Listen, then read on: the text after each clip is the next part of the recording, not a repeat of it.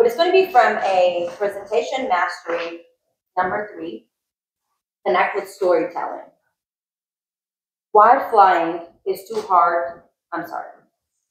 Why flying is too dangerous, it's better to just walk or flap your arms really hard. Why flying is too dangerous, it's better to just walk or flap your arms really hard by Russell Estes.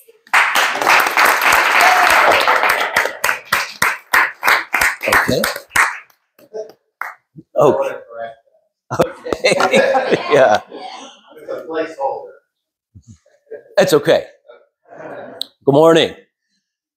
I have had the privilege of working in airport operations with United Airlines for over 15 years. Last year, workforce numbers totaled more than 92,000 employees. And while the company is broken into multiple divisions, we're all trying to work to achieve a variety of goals. And one, that's to become the greatest airline in the history of aviation. But two, it's also to get your flights out on time. And so in order to understand how all of that works, you need to understand all of the players that are involved. And that starts at the network level. So you have the Network Operations Center, which is based in Chicago, Illinois. You have a managing director, you have network directors, you have your fleet managers. Fleet managers are really assigned to all of the fleet types, 787, 777s, 737s, 57s, and so forth. And they're all working at the station level, the station operation representatives that really keep the operation moving forward to prevent any impact as possible to your flying experience. You have dispatchers. Dispatchers are working to create the most efficient flight plan for the pilots. So when you're up in the air, you're not hitting any turbulence, bouncing around. They're trying to mitigate any impact to your overall flying experience. You have de-escalation teams. You have crew schedulers. You have a variety of individuals that are working with the station to make sure that the operation's moving in a direction that it's supposed to. When we talk about airport operations, we have nearly 30,000 customer service and ramp agents. When you're looking outside the airplane before you take off, there's about 15,000 ramp agents around the system that are working to help you enjoy your best possible travel experience. Got about 9,000 technicians, 23,000 flight attendants, 15,000 pilots. We've got a program that's called Aviate that by the year 2030 will have produced 5,000 of our own employees to become pilots. So there's a lot of work that's being done. One of the most important positions at the station level is the SOC, or Station Operations Center. And if you look at this picture, this is a program that we use. It's called Real-Time Stands.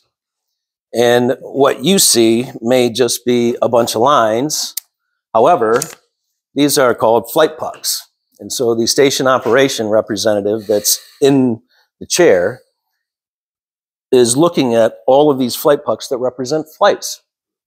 And all of the colors are coordinated to a specific aircraft type. You hover over one of the pucks, a pop-up box opens up, and it tells you the registration of the aircraft, where the aircraft's going, the type of aircraft, and so forth. And so the station operations representative is working directly in tandem with the fleet managers at the network level to make sure that the aircrafts are moving in the direction that they're supposed to be. TCI. TCI is a turn compliance index that we use that really measures how we turn an aircraft. And this is broken down into 17 specific metrics. And believe it or not, when you're pulling into a gate, aircraft door open is one metric that we are graded on. And so we typically would like to have a representative up in the jet bridge, open the aircraft door within the first 3 minutes that the aircraft arrives. No different than below the wing. When they pop the aircraft door open, typically like to have the first bag scanned off within the first 3 minutes. We have catering, cleaners, FAA minimums, crew times, ACARs, fuelers, door close shut, MRDs, aircraft door close, silent push, PRCs, all of this stuff are metrics that are measured and how we are able to turn an aircraft within 45 minutes, 50 minutes, depending on when the aircraft comes into the station. In terms of assignments, you wonder how people know what they're doing. We actually have people, this is a built-in program in a system called UROC. And so we actually have people that are sitting in behind a desk that pulls up a roster, no different than the real-time stands that you see with the flights and working to get them out on time. We have people that actually sit behind a system, pulls a roster, looks at the flight system, and populates these assignments. And so the crews know who they're working with, they know where their gate is, they know what time the aircraft's coming in, they know what time the aircraft's going out. So we have a variety of things that we use when it comes to operating successfully and getting our aircraft out on time. So when you see an airplane, when you go to an airport and you're walking through a concourse, think about the network that's below your feet that you don't see. You got a humongous team that's working below you that you never see. And so you wonder how it all works. We're all working closely together to achieve one common goal. Before I go, I've got a message from your captain. You to chalk the tires, hook up the ground power, arrival readiness. Where's my crew coming from? Lifeguard flight. Is this aircraft clean? Has it been catered? Potable water. What's my turn time? Who's responsible for changing the potable water? Where are my labs emptied? In-op APU? We need an electric air start? Pneumatic air start? Security breach? Where's my fueler?